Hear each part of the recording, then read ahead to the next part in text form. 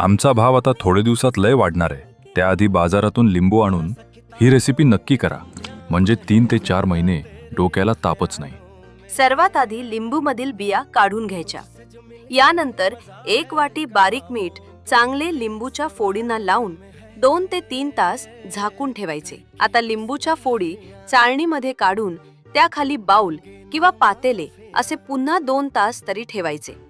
यामुळे त्याला पाणी सुटून लिंबाच्या सालीतील कडवटपणा कमी होतो। यानंतर मिक्सरमध्ये लिंबूच्या फोडी लावून क्रश करून घ्यायच्या। यामध्ये लिंबू लोणचे मसाला, मिरची पावडर आणि साखर टाकून चांगले मिक्स करून झाकून ठेवायचे।